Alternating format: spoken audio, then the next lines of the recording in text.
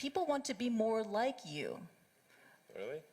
So, and you know what, for the fate of humankind, I think it would be great to have more Elon Musks.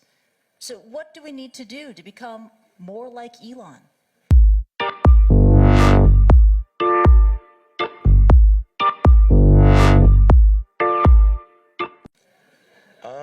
I don't know if it's, I think it maybe sounds better than it is.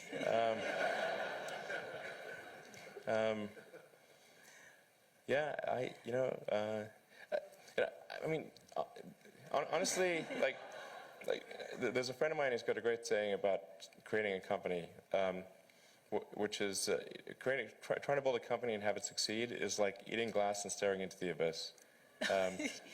So, I mean, what tends to happen is it's sort of quite exciting for the first several months of starting a company, and then reality sets in. Things don't go as well as planned.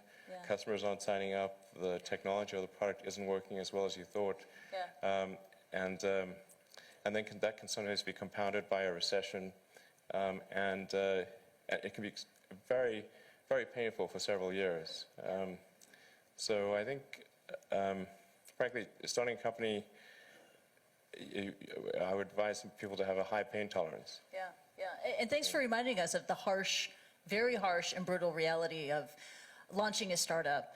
There is that Elon Musk / Tony Stark mystique. People think, you are, Robert Downey Jr. modeled his character, Tony Stark, Iron Man, on you. It's easy, it's fun, you're a superhero titan of industry. But it's really hard. It's really difficult, and it's something that requires perseverance and grit.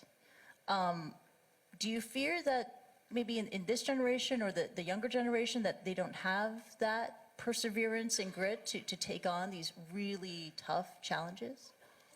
I think some people do. Yeah. But no, I think it is definitely true that, I mean, maybe there are occasionally companies that get created where there's not an extended period of extreme pain, but I'm not aware of very many of such instances. Yeah. But I do think that new great entrepreneurs are born every day, and we'll continue to see amazing companies get built.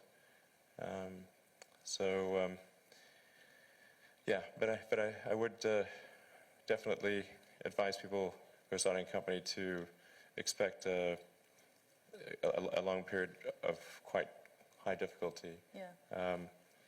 But I mean, as long as people stay super focused on creating the absolute best product or service that really delights their end customer, if they stay focused on that, then if you get it such that your customers want you to succeed, then you probably will. All right. You have to focus on the customer and delivering for them. Yeah. Make sure if your customers love you, your odds of success are dramatically higher. Yeah. All the entrepreneurs in this room, they're listening to that message, and we're running out of time, so this is the final question. This is for the budding entrepreneurs in the room who could take an Elon Musk idea and run with it. I mean, quite famously, Hyperloop was the idea that you had to give away because you just don't have enough time to deal with it. What are the other ideas that you have that you would love to see another entrepreneur just take on and go? Well, I think there's a lot of opportunity in general in electrification of transport. So electric aircraft, I think there's a lot of opportunity there. I think in genetics, although that's sort of a thorny area, but I think that's in terms of solving some of the more intransigent diseases. Genetics are really key to solving those.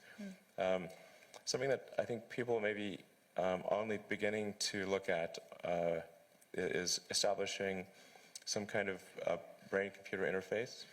A brain-computer interface. Yeah, at the neuron level. So this is sort of intelligence augmentation as opposed to artificial intelligence. Right. And I think that has a lot of potential. You mentioned this to me yesterday. I really had kind of no idea what you were talking about, and then I looked up Ian Banks.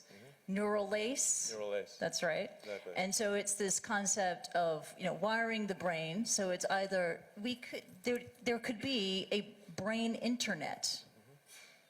And it could also mean that we can upload our thoughts to the cloud. You would never forget anything. And you wouldn't need to take photographs. Yeah. I know, it's incredible. I mean, you would never forget anything. You would expand your ability to process information, to remember information, right? But then when the denial of service attack happens... You gotta watch out for hacking. That could really be awkward. Watch out for that. But also, then I read it can also be used to fight degenerative diseases like Parkinson's too. Yeah, absolutely. Yeah, yeah. And I think it actually would be quite an equalizer as well, because I think the delta between, it would sort of even things out, I think. You mean in humankind? Yeah, people yeah. there would be no education disadvantage. Everyone would be starting at the same level. Yeah. So there would be no meritocracy. No, there would be new meritocracy. There would be, but it would be, the differences would be smaller. The delta would be smaller, probably. Wow, and you really welcome that kind of world.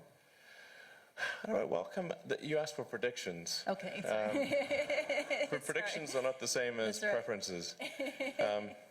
So, I mean, do I think something like that is likely to occur? I think probably. Wow. Yeah. Wow, it's incredible.